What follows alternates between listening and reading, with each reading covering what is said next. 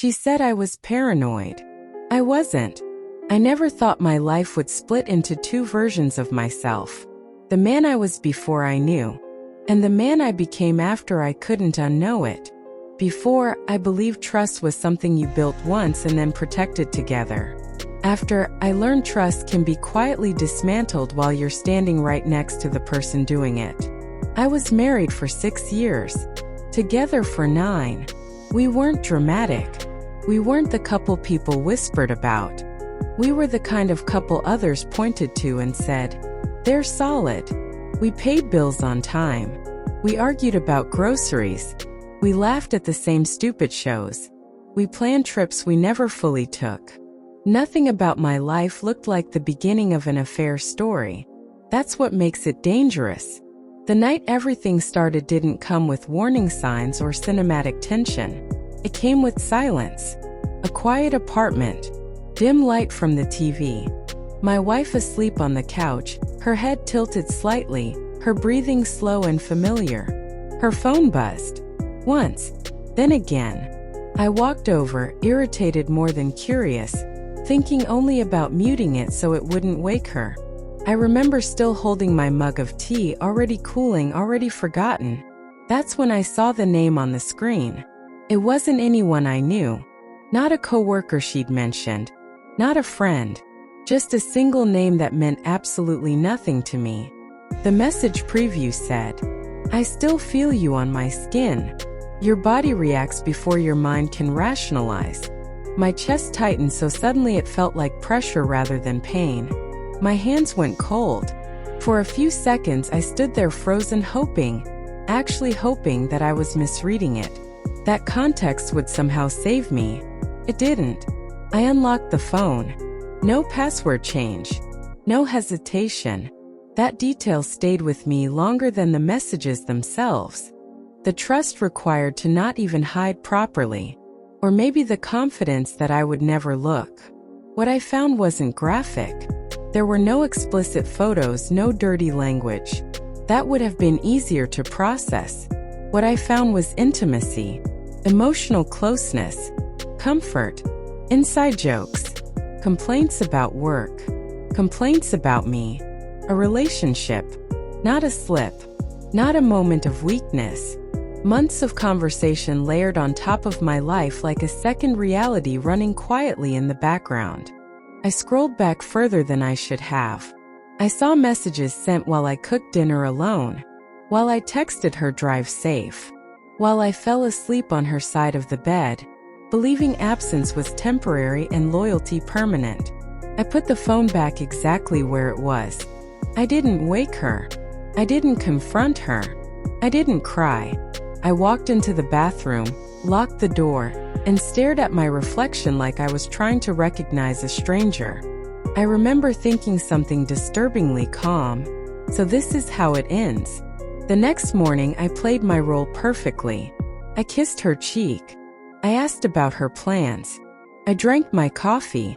She smiled at me with the same face I had trusted for nearly a decade. When she asked if I was okay, I said I was tired. That wasn't a lie. I was exhausted from carrying knowledge my body wasn't ready to hold. Denial is not stupidity. It's self-preservation. Your brain tries to protect you from truths that would shatter your identity.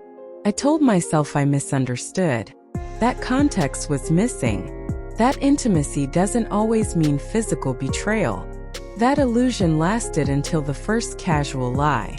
That evening I asked, as neutrally as I could, how work had been the night before. She didn't hesitate. Busy. Long day. Exhausting. No pause. No discomfort. No guilt. That was the moment I understood something far worse than the affair itself. She was good at lying.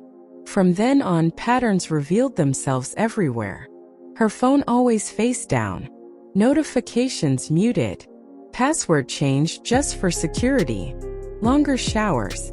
Sudden emotional distance masked as independence. Conversations that ended quickly when I entered the room.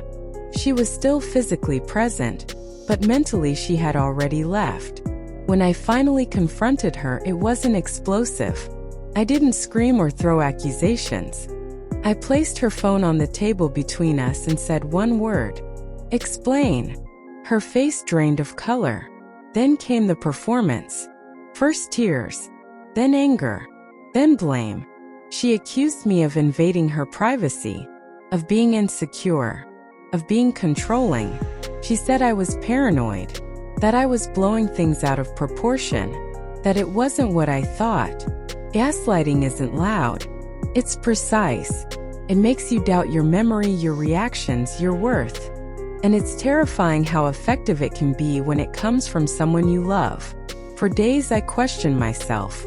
Maybe I neglected her. Maybe I was distant. Maybe this was partly my fault. Somehow her betrayal transformed into my failure. I stopped sleeping. When I did sleep, I dreamed of conversations replaying with different endings. I lost weight without trying. Anger lived under my skin, quiet but constant. Then the rest came out. Hotels, planned meetings, time carefully stolen from our marriage, words she never said to me but gave freely to someone else. That's when something inside me shut down. Not love but hope. She said she wanted to fix it. She cried then. Real tears. She said she made a mistake, that she felt lonely, that it didn't mean anything. But betrayal that lasts months is not a mistake. It's a decision repeated daily. I realized something important in that moment. I didn't want to fix it. I didn't want to rebuild trust with the same hands that destroyed it. I didn't want to become a guard in my own relationship, monitoring phones and locations, mistaking surveillance for security. So I packed my things quietly. She watched me from the doorway, crying, asking how I could walk away so calmly. The truth was I wasn't calm. I was empty. Anger had burned itself out, leaving clarity behind. The silence after I left was brutal. The apartment felt too large. The nights too long. But silence, unlike lies, is honest. Silence doesn't manipulate. Silence doesn't betray. In that quiet, I learned what betrayal really does. It doesn't just break trust. It rewrites your past. It forces you to question every memory, every smile, every moment you thought was real. You don't just lose your partner. You lose the version of yourself who believed. I didn't leave because I stopped loving her. I left because I finally chose myself. If you're reading this and something feels wrong in your relationship, listen. If someone makes you feel crazy for asking honest questions, pay attention. Truth hurts once. Lies hurt forever.